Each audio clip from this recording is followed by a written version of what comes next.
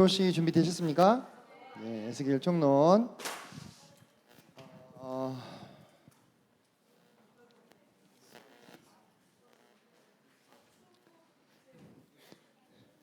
짜장면 이희엘 가져왔어요. 갈비도 같이 먹을 거예요. 누구 딸이야? 아, 정말 지울 수가 없네요. 자, 네. 여러분 혹시 에스겔서를 개인적으로 공부해 보신 분 한 번이라도? 에스겔 하면 어떤 좀 느낌이 들어요? 어렵다, 또 무섭다. 맞아요. 또 예언, 네, 또 에스겔. 네. 자, 에스겔서는요 옛날에 우리 랍비들이요 에스겔서 강해는 오직 자기의 수제자한테만 해주던 성경이에요. 그것도 어떻게 했는지 아십니까? 저 지금 아르미 자매니가 쓰고 있는 이 모포 있죠? 정효 형제님하고 저하고 이 정도 붙어가지고 저 모포로 얼굴을 가리고 귀에다 속삭이면서 강의해줬던 이 성경이 에스겔서입니다. 이해되세요? 예. 왜 그랬을까요? 에스겔서에는 하나님의 놀라운 영광의 형상에 대한 환상이 나옵니다. 그 환상을 아무에게나 풀어주지 않았던 거예요. 왜? 심지어 하나님 이름 쓰면서도 벌벌 떨던 사람들이었잖아요. 그죠? 그래서 에스겔서는요 정말로 엄청난 묵시와 환상과 예언과 계시를 포함하고 있는 책이에요. 그러니 여러분들이 약간 거리감을 느끼는 게 어찌 보면 지극히 당연할 수 있습니다. 그런데 오늘날에 사는 우리는 에스겔서를 전혀 어떤 면에서는 두려워할 필요가 없습니다.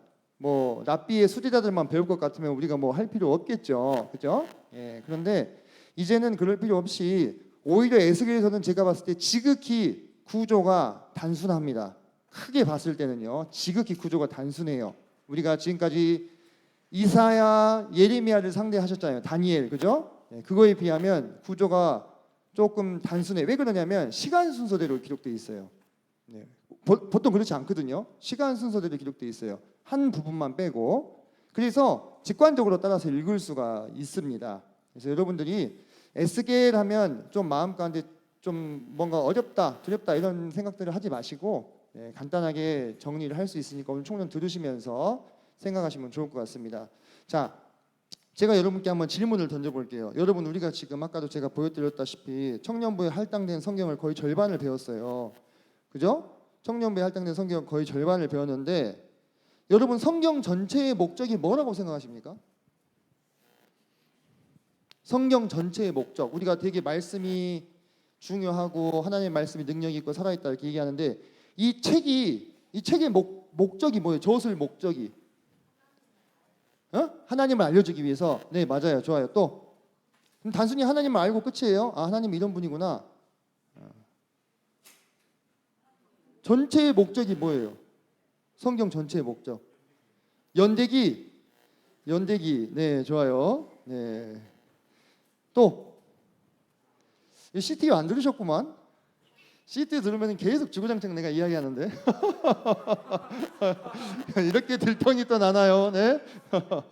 자, 성경 전체의 목적이 뭔지 우리가 알아야 될 거 아니에요. 그죠? 성경 66권 전체의 목적이 뭐냐? 목적이. 그죠? 네.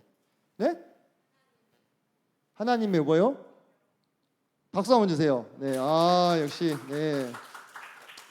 더 풀어서 달란트, 5달란트. 네. 더 풀어서 이야기하면 하나님의 주권이 회복된 하나님의 나라를 통한 하나님의 영광, 그걸 드러내는 것이 성경의 목적입니다. 다시 한번 따라해 볼까요? 하나님의 주권이 회복된 하나님의 나라를 통한 하나님의 영광, 그걸 드러내기 위한 것이 바로 이 성경의 목적입니다. 여러분이 성경 전체를 읽으면서 여러분이 구원을 받는 것도 중요한 목적입니다. 하지만 그것이 궁극적인 목적은 아닙니다. 여러분을 왜 구원했어요? 왜 구원했어요, 여러분을? 지옥에 안 가게 하려고? 아니에요. 여러분을 제사장 나라로 삼으셔서 영광을 받기 위해서 여러분 구원하신 거예요. 그죠? 내가 구원받기 위해서 써진 책이 성경이다라고 보는 관점을 구속사적인 관점이다 이렇게 얘기합니다. 성경 전체의 목적을 뭐로 보는 거예요? 구속으로 보는 거예요. 구속. 그러면 구원하고 끝내요? 구원하고 끝냅니까? 아니잖아요. 우리를 왜 구원했냐 이거예요. 우리를 왜 불렀냐 이거죠. 우리를 왜 그분의 아들 삼고 딸 삼아 주셨냐 이거예요. 그 목적이 무엇이냐를 여러분이 바라보는 시각이 열리지 않으면 성경이 내 편의대로 읽혀지게 돼요. 내 편의대로, 내 어떤 주관적인 목적을 위해서. 네. 그래서 그렇게 빠지는 것이 뭡니까? 네. 기복신앙이잖아요. 그죠? 성경도 마치 램프의 진이처럼 내가 잘 되고 행복해지기 위한 어떤 시크릿을 담고 있는 책이 되는 거예요. 이해되십니까? 그게 아니라는 겁니다. 성경 전체가 우리에게 밝혀주고 있는 것은 명백하게 나 중심의 사고에서 탈피해서 하나님 중심의 사고로 나의 관점을 전환할 것을 강력하게 요구하고 있습니다. 그렇기 때문에 성경 전체의 젖을 목적은 나의 구원에서 멈추지 않는 거예요. 거기서 더 나아가서 뭡니까? 하나님의 영광을 추구하는 삶을 살아야만 이 성경을 제대로 읽은 거예요. 바로 그 하나님의 영광이라고 하는 주제가 가장 잘 드러난 성경이 바로 에스겔입니다. 그래서 제가 부제로 뭐라고 써놨어요? 영광의 하나님, 그죠? 영광의 하나님 이렇게 써놨죠?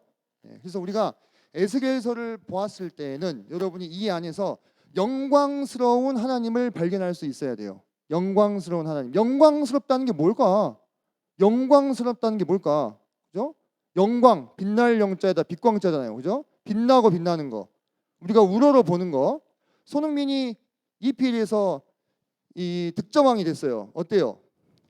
영광스럽죠? 그죠? 영광스럽죠. 그렇게 한번 대입을 해보세요. 여러분들 일상생활에서 내가 영광스럽다라고 하는 것을 좀 느낄 수 있는, 인식할 수 있는 방식으로. 예를 들어서 우리 한국에서 어떤 소설가가 소설을 써서 최초로 노벨 문학상을 탔다. 어때요? 엄청 영광스럽겠죠? 다 영광스러워서 누구를 주목합니까? 그 사람을 주목할 거 아니겠어요? 그죠? 그죠? 그런 겁니다. 그런 거. 모두가 다 주목하는데 차마 바라볼 수가 없어. 그래서 어떻게 해요? 엎드리잖아요. 그죠? 모두가 그것을 주목하여 보는데 직접 바라볼 수 없으니까 그 방향으로 엎드리는 게 영광스러운 거예요, 여러분들. 영광을 얻은 사람 직접 만나면 눈 제대로 쳐다볼 수 있어요? 쉽지 않습니다. 그죠? 쉽지 않아요.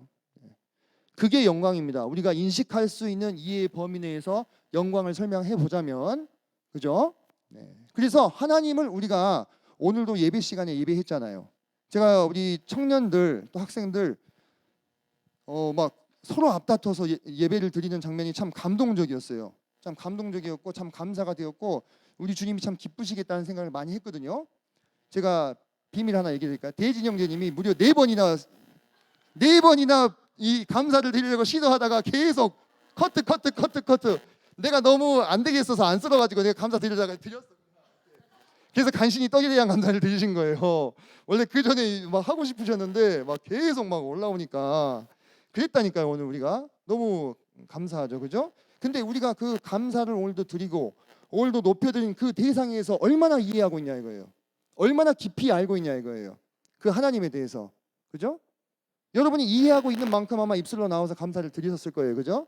나를 위해서 죽으시고 십자가에서 피 흘리시고 비참하게 되시고 낮아지시고 채찍을 맞으시고, 그죠? 다시 3일 만에 부활하신 그 하나님. 근데요, 여러분 그게 우리 하나님에 대한 모든 이해입니까? 전 이해입니까? 그게 아니잖아요, 그죠? 그것은 지극히 일부에 불과한 거예요. 지극히 일부에 불과한 겁니다. 예수님께서 초림하셔가지고 이 땅에서 정말로 연약한 사람처럼 그렇게 막 뺨 맞고 침뱉음을 당하고 채찍질을 당하고 온몸이 갈기갈기 찢겨가지고 피를 뚝뚝 흘리시고 비참하게 죽은 그 모습만이 하나님의 영광의 전부입니까? 아니라는 거예요. 절대 그것이 아닙니다. 여러분 그 주님의 인간 되신 그 주님의 낮아지심과 겸손을 통해서 여러분들이 감동하죠. 감사가 되잖아요, 그죠? 나를 위해서 그렇게 고통을 당하셨다니. 근데 여러분 우리는요 이런 것을 생각해야 됩니다. 우리는 또 무엇에도 압도되어야 되냐면 나와는 비교할 수 없는 어떤 존재를 만나야 되는 거예요. 그래서 그 존재 앞에서 내가 정말로 아무것도 아니구나에 그치는 게 아니라 그 존재에게 압도돼 가지고 나를 잊어먹을 정도로 그 존재에게 완전히 사로잡히는 경험을 여러분의 일상 가운데 해야 됩니다. 그런 장면을 여러분 어디서 보실 수 있는지 아세요? 어디서 볼 수 있어요? 현빈이 형제. 이 세상에서. 갑자기 훅 들어와서 지금 당황했죠, 지금. 어디 가면 볼 수 있냐면 K-팝 콘서트 장면을 가면 볼 수 있습니다. K-팝 콘서트 장면에서 앞에서 소리 지르고 있는 애들 한번 눈동자를 봐보세요. 눈동자가 어떻게 돼 있어요? 다 풀려 있어요. 눈동자가 다 뒤집어져 있어. 누구에게 딱 고정이 돼 있어 시선이. 그 앞에서 춤추고 있는 그 오빠들한테 그 누나들한테 딱 고정돼 가지고 가지고 완전히 해가지고 자기를 잊어버려. 자기를 잊어버리니까 무슨 짓도 합니까? 막 이러잖아. 앞에서 카메라를 이렇게 들이대는데도 이러면서 막 울어. 그죠? 막 울어 막. 그게 어떻게 된 거예요? 걔들 있잖아요. 그 찍은 장면을 애들한테 나중에 보여주면 애들이 뭐라고 할까요? 이건 아니라고 현실 부정을 하겠죠. 근데 그 순간에 어떻게 됩니까? 자기를 잊어버리는 거예요. 내가 그런 모습으로 나올 거라는 생각을 자체를 못해. 안 해. 할 필요가 없어. 왜? 내 앞에 지금 오빠가 있는데. 내 옆에 오빠가 있잖아 지금. 그 사람만 보이는 거예요. 자, 이해가 좀 되십니까? 이해가 좀 되시나요? 여러분의 인생 가운데 여러분의 존재를 압도할 수 있는 어떤 대상을 만나지 못한다. 그 대단히 비참한 거예요. 여러분들 그렇게 사는 그 우리가 흔히 말하는 그 K-팝 바들, 그죠? 불행할 것 같아요? 걔네 엄청 행복해요. 걔네 하루하루 잘 살아가요, 진짜. 무슨 희망으로? 오빠들 볼 희망으로 잘 살아갑니다. 여러분들 불쌍히 이렇게 생각하시죠? 걔들 진짜 행복하다니까요. 세상에 아무것도 필요 없어. 누구만 있으면 돼? 예, 오빠들만 있으면 돼. 그러면 막 내 통장을 다 털어 넣어도 내 아르바이트 해가지고 막 밤새서 돈 번 거 다 털어 넣어도 막 1분 만에 콘서트표 매진되는데 막 당첨됐다고 컴퓨터를 집어 던지는 한이 있어도 그죠? 행복해요. 왜? 나의 존재를 압도하는 어떤 대상을 만났거든. 약간요 우리가 하나님을 바라볼 때 초월적인 하나님을 바라볼 때 우리 심리 상태가 약간 그와 비슷하다라고 이해하시면 된다 이 말이에요. 이해가 좀 되시나요?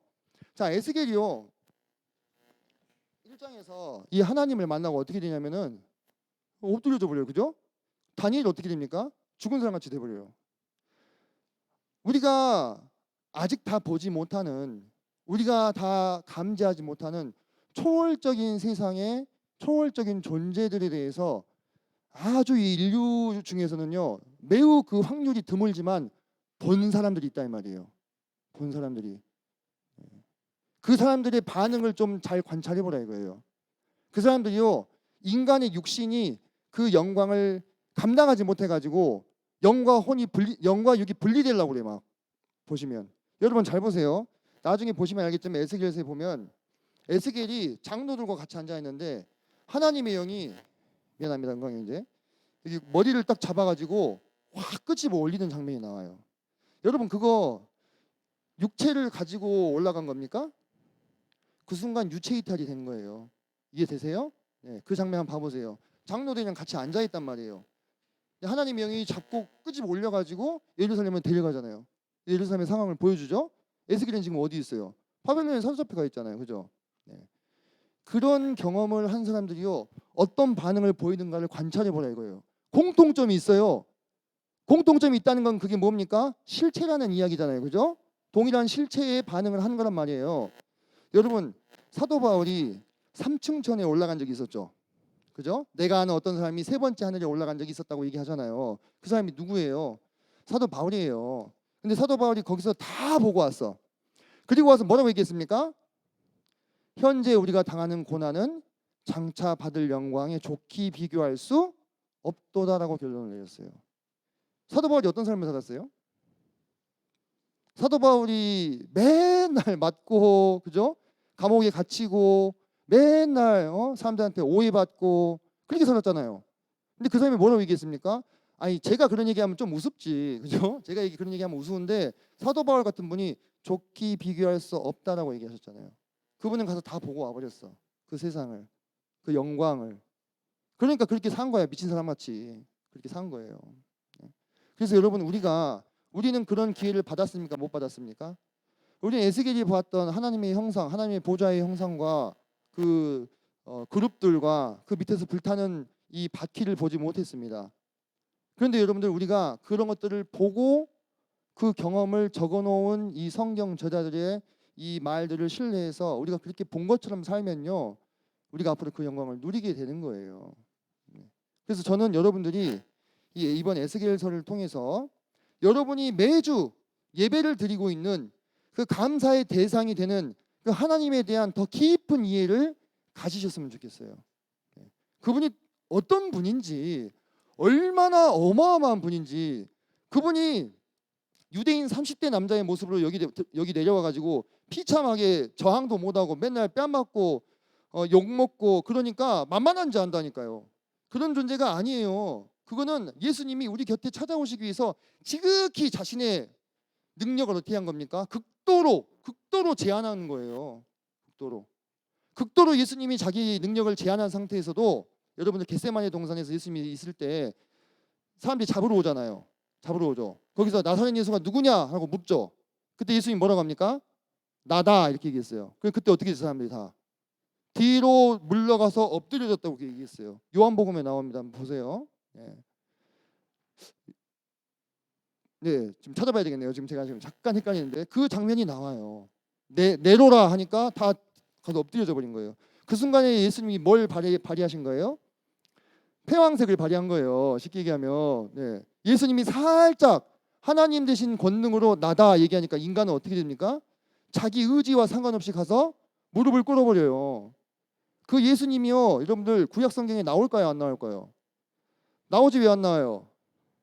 관심이 없으니까 이제 모르실 수 있겠는데요. 여호와의 사자라는 이름으로 구약 성경에 나오는 분이 성자 하나님이세요. 그 성자 하나님 앞에서 어떻게 된가 보세요. 여호수아도 무릎을 꿇죠.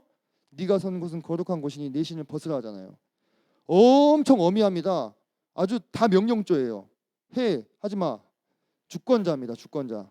성자 하나님. 그분이 인간의 몸을 입고 이 땅에 오셔서 지극히 자기의 권능을 제한하고 겸손한 모습으로 우리 위해 죽어 주신 거예요. 그죠? 우리가 이 초월적인 하나님을 알게 됐을 때에 이 땅에 오신 예수님이 정말로 우리 마음 안에서 겸손의 왕이 되는 겁니다. 어디서부터 낮아지셨나? 어디서부터 그분의 권능을 제한하셨느냐? 얼마나 제한하셨느냐가 헤아려지는 거예요. 그죠? 그래서 여러분이 이 에스겔서의 영광의 하나님을 잘 탐구하시면서 여러분이 매주 드리는 그 예배의 대상, 그 감사의 대상이 되시는 그 하나님이 어떤 존재인지를 깊이 있게 이해하시기를 바랍니다. 그래서 우리에게도 오늘날 이 에스겔은 대단히 시사하는 바가 많습니다. 자, 이제 제가 지금 오늘 함께 나눌 교재와 관련된 PDF 파일을 우리 현역방에다 공유를 했거든요.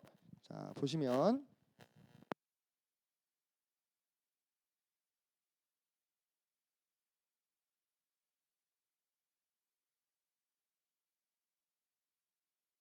에스겔서도 문학적인 분류상 어디에 속합니까? 예언 문학에 속하죠. 그렇기 때문에 우리가 기본적인 구조를 따라서 이렇게 분류할 수 있습니다.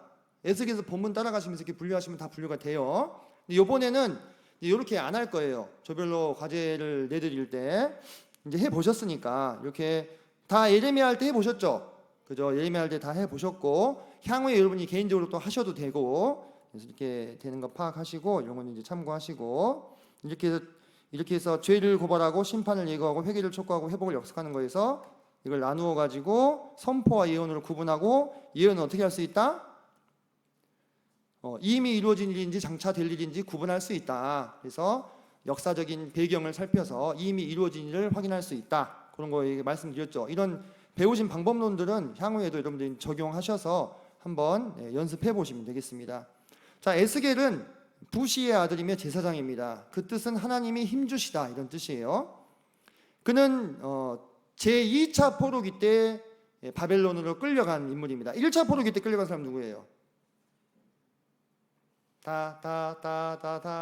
다니엘처럼 다니엘이죠. 1차 포로기. 3차 포로기에는 예레미야가 끌려가다가 중간에 풀려나죠. 그죠? 네, 대선지자들이 다 거기 얽혀 있습니다. 이사야만 빼고. 네. 자, 보시면 이 에스겔은 자신이 예언을 받은 때들을 비교적 소상하게 기록을 해 놓고 있어요. 자, 요야긴이 사로잡힌 때가 2차 포로기를 말하는 거예요. 597년 정도 됩니다. 그러면 76543 5년째니까 593년이죠. 그죠? 이때 시작해서 571년까지 최소 22년 이상 활동했고 전체가 1인칭으로 기록이 되어 있습니다. 연대는 제가 아까 말씀드렸다시피 거의 정확하게 연대를 따라갑니다. 29장의 일부 예언만 땡겨져서 저술이 되어 있습니다. 자, 33장이 분기점입니다. 자, 에스겔서는 총 몇 장이냐면 48장입니다. 이사야서가 66장이고 예레미야가 52장이고 에스겔이 48장입니다. 자, 이 48장 중에서 무려 절반에 해당되는 24장까지 주구장창 에스겔은 누구를 고발하냐면 이스라엘을 고발합니다. 계속 이스라엘을 고발합니다. 이스라엘이 무엇을 잘못했는지. 다른 대선지서들과 비교해 봤을 때 에스겔서는 열방에 대해서 열방의 심판을 예고하고 있지만 그 분량이 훨씬 적습니다. 무엇에 집중되어 있습니까? 북이스라엘과 남유다의 심판에 대해서 각종 비유와 상징과 각종 어떤 사례들을 이용해 가지고 아주 낱낱이 고발하고 있습니다. 그래서 하나님의 변호자가 됩니다. 그래서 하나님의 입장에서 이들이 어떻게 언약을 잊어버렸는지, 어떻게 언약을 배반했는지를 계속 고발하는 거예요. 계속. 그러면서 33장이 되면 33장에서 무슨 언급이 나오냐면 역사적인 언급이 나와요. 이때 이제 마침내 이 남유다가 멸망해요. 에스겔은 남유다가 멸망하기 전에 잡혀왔죠. 2차 포로기 때 BC 597년에. 남유다는 그 뒤에 12년 뒤인 586년에 망합니다. 그 언급이 거기 나와요. 그 앞에서는 계속 망할 것이라는 예언을 합니다. 그럼 33장에서 성취가 됐죠. 앞에서 이스라엘 남유다가 망할 것이라는 거. 그 뒤부터 이 에스겔은 다시 이스라엘의 회복에 대해서 계속해서 예언을 하게 됩니다. 이 에스겔서는 하나님의 영광이 매우 잘 드러난 예언서이며, 자, 여기 보시면 이스라엘을 떠나시는 하나님의 영광이 9장부터 11장에 나오는데, 특히 10장에 보시면 자, 성전 안에서 사람들이 이스라엘 백성들이 하나님을 섬기지 않고 이 우상에 빠져 있을 때 그들이 정말 아주 놀랍게 건축했던 솔로몬 성전에 처음에 솔로몬이 처음 제사를 지낼 때 그때 어떻게 돼요? 하나님의 영광이 충만하게 거기 임하죠. 그죠? 그 하나님의 영광이 충만하게 임함으로 제사장들이 능히 서서 섬기지 못하는 그 성전에서 이제 하나님의 영광이 그곳을 떠나서 동쪽으로 이동하는 것을 보게 됩니다.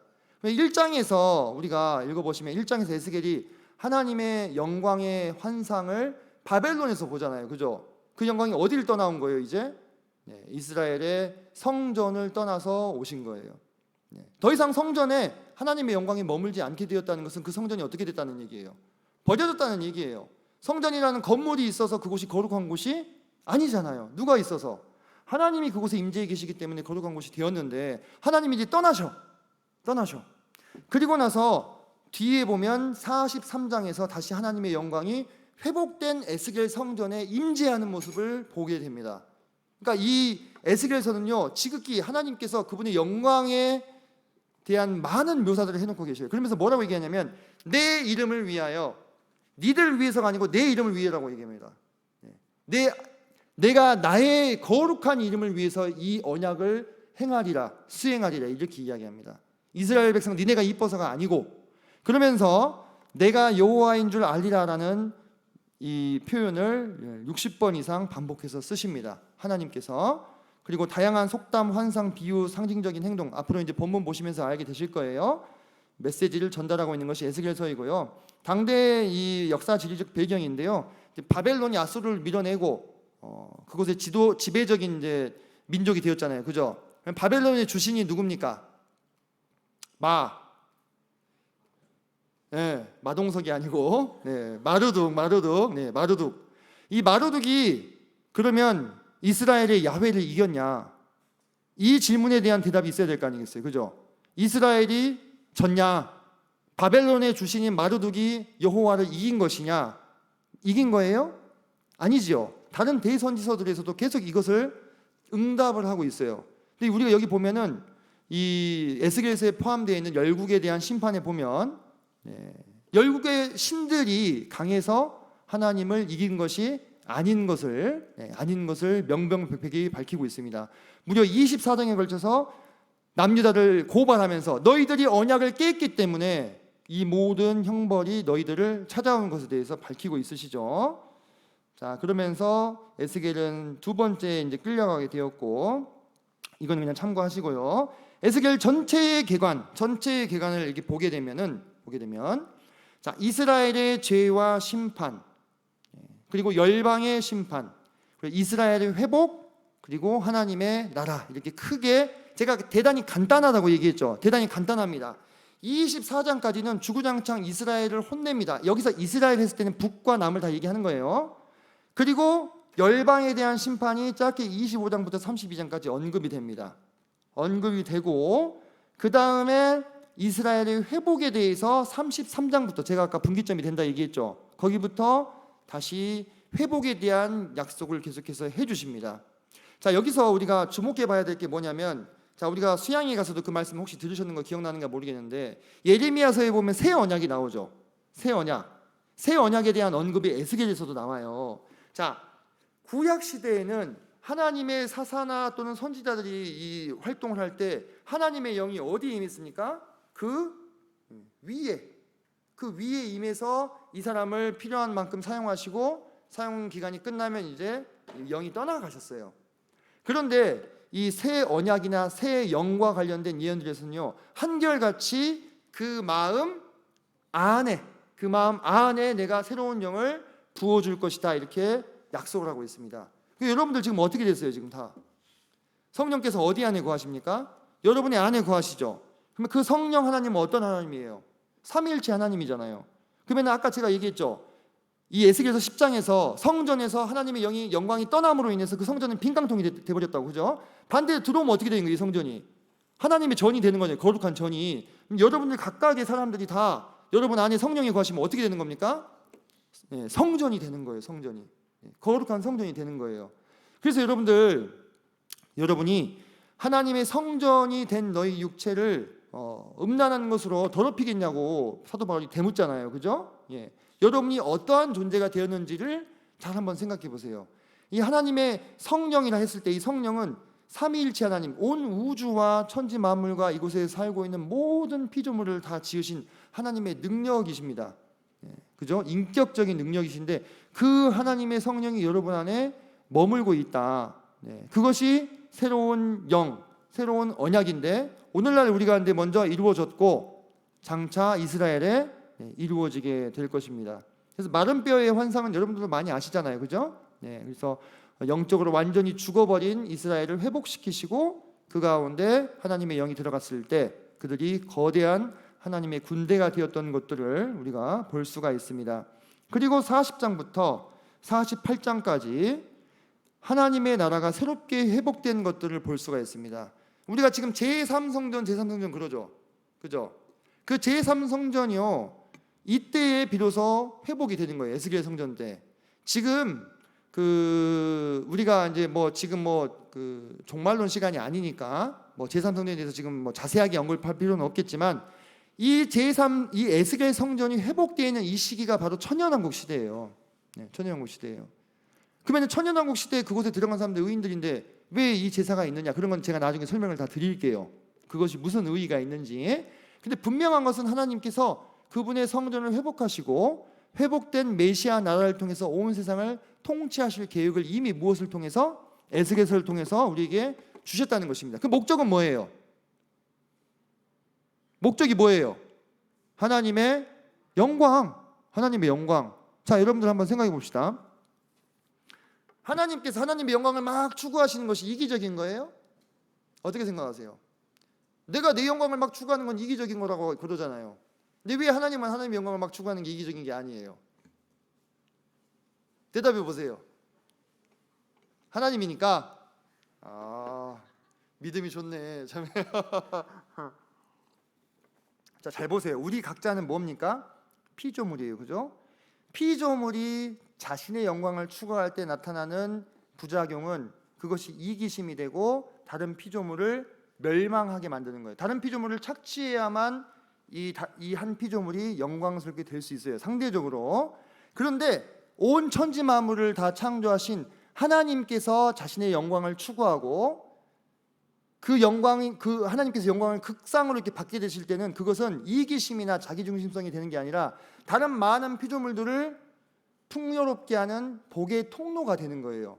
여러분 잘 생각해 보세요. 에덴 동산에 하나님의 영광이 충만했죠. 그 에덴 동산 사람이 살기 어땠어요? 대단히 좋은 곳이었죠.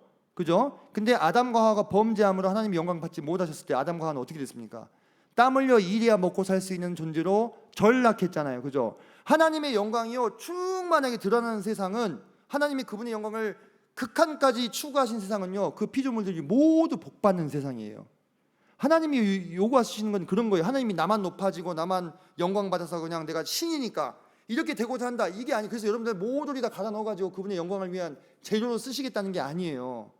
하나님이 그분의 영광을 만천하에 드러내시는 그 세상이야말로 피조물들이 다 살기 좋아하는 시대예요. 그래서 피조물들이 고대하는 바는 하나님의 아들의 영광이 나타나는 때라고 얘기하셨잖아요. 그죠? 하나님의 아들들의 영광이 나타나는 때를 피조물들도 기다리고 있는 거예요. 지금 저 밖에 우리가 창조된 수없이 많은 사슴이나 뭐 양이나 뭐 얼룩말이나 걔들이 맨날 사자나 곰이나 표범한테 잡아먹히면서 어떤 시대를 고대하고 있다는 거예요. 하나님의 영광이 충만하게 드러나는 시대를 고대하고 있다는 거예요. 그 하나님의 영광이 지금 제한을 받고 있기 때문에 이 세상이 일그러지고 약육강식의 원리에 따라서 지배당하고 있잖아요. 그죠? 근데 천년왕국이 되면 어떻게 된다고 했어요? 사자나 곰이 풀을 먹는다고 했잖아요. 그래도 충분하니까. 지금은 고기를 먹어야 버틸 수 있는 세상이에요. 춥잖아. 더 직설적으로 와닿지 않으세요? 추우니까 고기를 먹어야 버틸 수 있죠. 그래서 노아 홍수 위에 하나님께서 고기를 먹게 해주셨잖아요, 인류에게. 그죠? 근데 하나님의 영광이 충만하게 이 세상을 머금고 있는 그 시대에는 우리가 더 이상 그렇게 약육강식의 원리나 또는 식량을 찾기 위해서 막 헤매거나 그런 고생을 할 필요가 없는 모든 피조물들이 만족할 수 있는 그런 세상이라 이 말이에요. 하나님은 앞으로 그런 세상을 만드시기 위한 모든 계획을 에스겔서에 밝혀주고 있습니다. 언뜻 여러분들이 보기에는 이 성전과 관련된 부분이 대단히 지루하게 느껴질 겁니다. 막 치수가 계속 나오죠. 몇 급이 그러면서요. 그래서 이 부분은 절대 여러분이 성경책만 이렇게 보고 있으면 안 돼요. 그러면 금방 잠이 들어요. 불면증으로 고생하시는 분들은 에스겔서 40장부터 44장을 쭉 읽으시면 금방 잠이 드실 수 있습니다.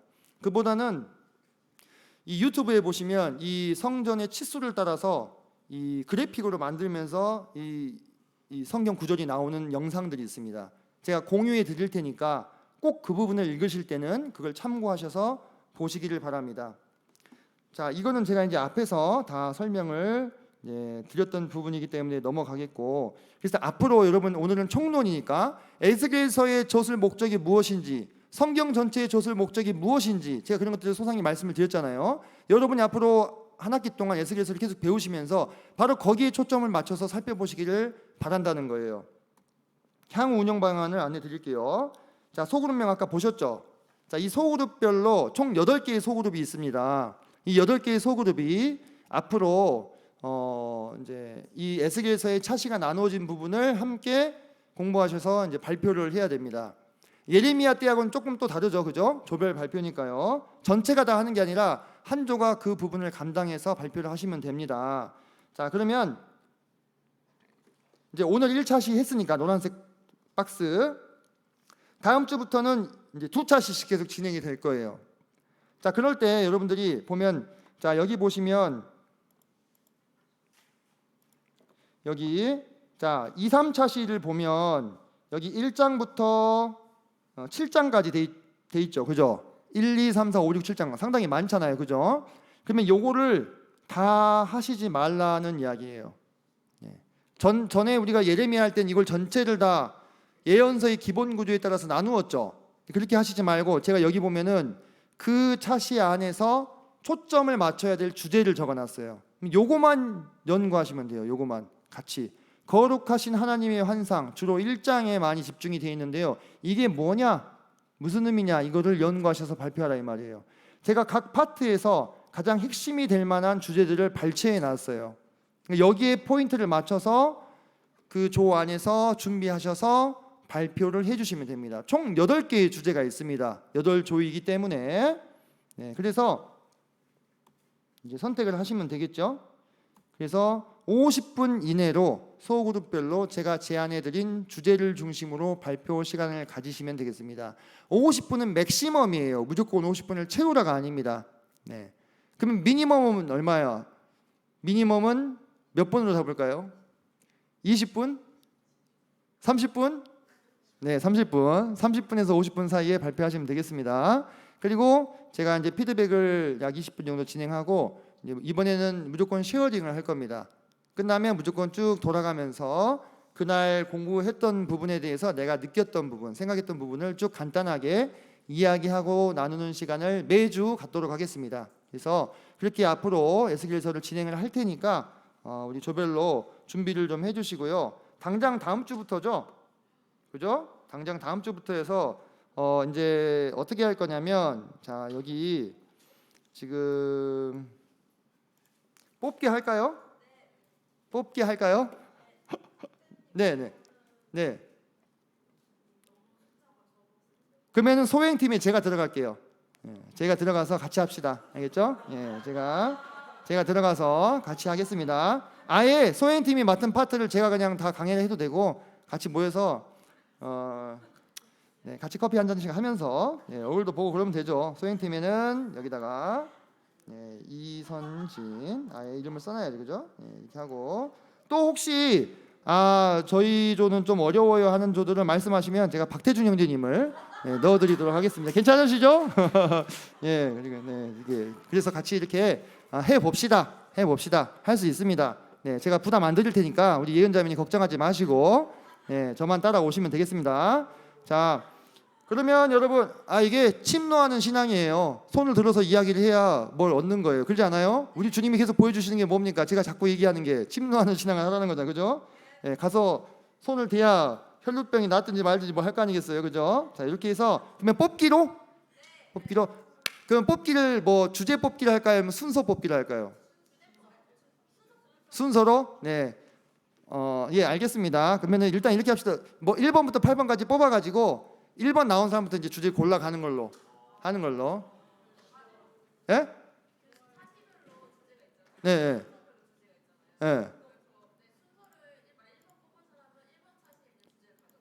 그렇게 하자고? 예? 그렇게 할까요? 1, 알겠습니다. 2.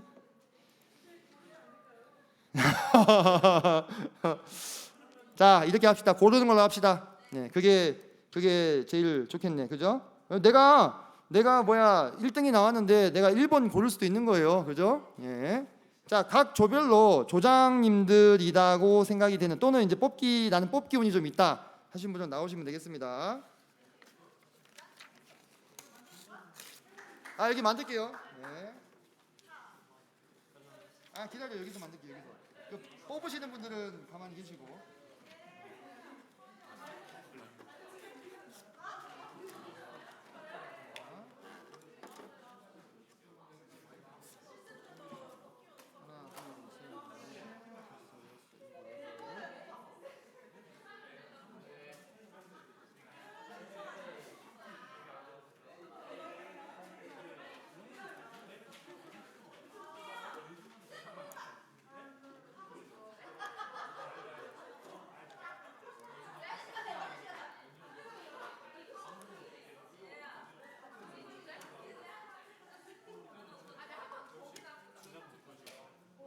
주제요. 내가 거기 PDF 올려놨는데. 그래요? 자, 여기 이런 식으로 두 장이라서 1, 2, 3, 4 여기 5, 6, 7, 8. 자, 번호 뽑는 건 순서지 이거 주제가 아닙니다. 각 조별로 나와주세요. 나와주세요.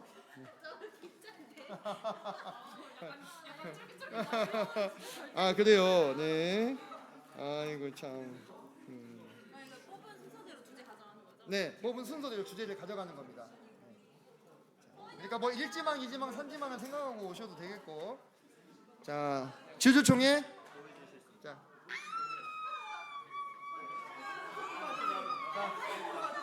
예빈자매님.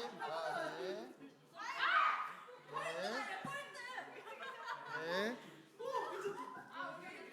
예. 네네네네. 안녕하세요. 예빈 뽑아. 잘 뽑아야 돼. 자. 오케이. 자, 오케이, 알겠어요.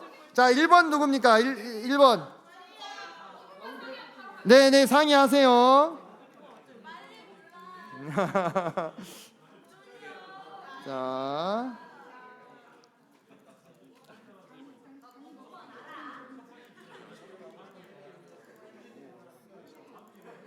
자, 나머지 조들도 미리 1, 2, 3지망을 생각하고 계세요. 그래야 네. 우리 몇 번이요? 7번? 그래, 잘했어. 잘했어. 네, 그래요.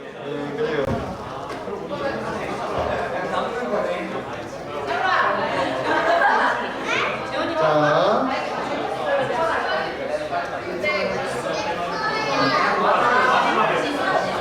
어디요? 하나님의. 자, 소그룹 이름이 뭐였죠? 상부상조조. 네, 자, 2번. 네, 뭐 하실 겁니까? 메시아 왕국. 자, 조 이름이 뭐였죠? 요한에게 그겁니까? 네, 나머지 생각하고. 3번. 네. 4번. 하나님의 영광을 향한 하나님의 열심. 지혜자매님의 조로 이름이 에클레시아. 네, 에클레시아. 자, 그 다음 4번. 네, 몇 번 하십니까? 열방 심판의 의미. 네. 자, 무슨 조조의 이름이? 주는 나의 기기조. 자, 그 다음 5번인가? 네. 예수의 성전. 네, 옹기종기. 네. 자, 다음 6번. 이스라엘의 회복에 대한 약속. 오, 알겠습니다. 주주총회. 요거. 여기야, 여기 그러면? 예, 알겠습니다. 아무도 선택 안 하셨기 때문에 무난하게. 네, 자, 가만있어 봐. 그러면 우리, 이 둘 중에 하나 하면 되겠다. 이거 그럽시다. 오케이, 알겠습니다. 소행. 자, 좋아요, 소행. 자, 여기 8번 뽑으신 조. 네, 이름이? 여섯. 네, 여섯 제자는 다음 주에 바로, 발표를 거룩하신 하나님의 환상이라는 주제에 초점을 맞춰서. 자, 여러분, 그렇게 주제가 주어졌기 때문에 모든 절을 다 주의하실 필요가 없어요. 그거 구분하실 필요 없습니다. 그 주제에 초점을 맞춰가지고 보고서를 하나 작성한다 생각하시고, 보고서 발표한다 생각하시고, 조원들이 방향을 제가 잡아드린 거잖아요, 그죠? 준비하시면 되겠습니다. 아니, 1번 주제 재밌어요. 1번 지금 거기 하나님의 보좌의 영광이 나오는 그 환상을 분석하라 이 말이에요. 네, 좋아요. 매도 먼저 받는 게 낫지, 그렇잖아요, 그죠? 예, 그러면 자, 이렇게 자, 여섯 제자, 에클레시아, 상부상조, 소행 발표하시고, 그 다음에 주는 나의 길이죠, 주주총회, 옹기종기, 요한에게 고요함을 요함. 네. 까지 해서 2학기 에스겔서 진행을 하도록 하겠습니다. 자, 기도하시고 2교시 마치도록 할게요. 자리에 앉아주세요. 기도하시고. 네가 주의하는 게 아니라 저 주제에 발표하는 거잖아. 그렇죠. 이 주제에 맞춰서 그 본문 안에서 초점을 맞추시면 돼요. 이 주제랑 관련된 내용을 이렇게 빼셔도 됩니다. 그 대신 이건 있습니다, 여러분. 만약에 우리가 오늘 여기를 한다면은 그 주에 25장부터 32장까지 당연히 본문 읽는 건 기본이죠. 그죠? 본문 읽고 본인이 묵상하는 건 기본이 돼. 이 안에서 이제 예를 들면 주는 나의 기조는 열방 심판의 의미에 관련해서 전 특별히 이제 여기서 좀 드로랑 관련해서 하시면 된다. 드로에 보면 사단에 대한 정죄가 나오잖아요. 그거 하나만 딱 뽑아서 준비하셔도 된다 라는 거예요. 네, 그러니까 많이 분량이 줄었어요. 지난번에 예레미야 때 고생을 많이들 하셔서 이번에는 네, 이렇게 진행을 하도록 하겠습니다. 자, 그러면 기도하고 마무리도 될까요? 네, 혹시 또 이제 궁금한 점은 언제든지 저한테 연락을 주시든지 또 질문 남기시면 되겠습니다. 아버지 하나님 감사합니다. 오늘부터 이제 에스겔서 공부가 시작이 되었습니다. 주님 하나님의 말씀을 공부할 수 있는 기회를 주신 것 감사합니다. 이것이 우리 모두에게 부담이나 짐이 아니라 우리가 매주 예배하고 있는 이 하나님의 영광에 대해서 더 깊이 알고 또 누리고 발견하는 시간이 될 수 있도록 우리 모두에게 탐구자와 탐험가의 마음을 허락하여 주시기를 간절히 기도합니다. 성경의 바다를 탐험하는 동안에 주님께서 길잡이가 되어주시고 또 나침반이 되어주셔서 저에게 올바른 방향을 가르쳐 주시고 이 모든 기회를 통해서 우리가 섬기는 하나님이 얼마나 위대하시고 놀라운 분이신지를 더 마음 깊이 깨닫게 해주시고 그 놀랍고 영광스러운 하나님께서 우리 곁에 찾아오셔서 우리의 친구가 되어주시고 우리 부모님이 되어주신 것이 얼마나 크나큰 은혜인지 마음과 안에 더 깨닫는 시간들이 될 수 있게 해주시기를 간절히 기도합니다. 이 모든 기도를 준비하신 예수님의 이름으로 감사하며 기도했습니다. 네, 예, 감사합니다. 수고하셨습니다.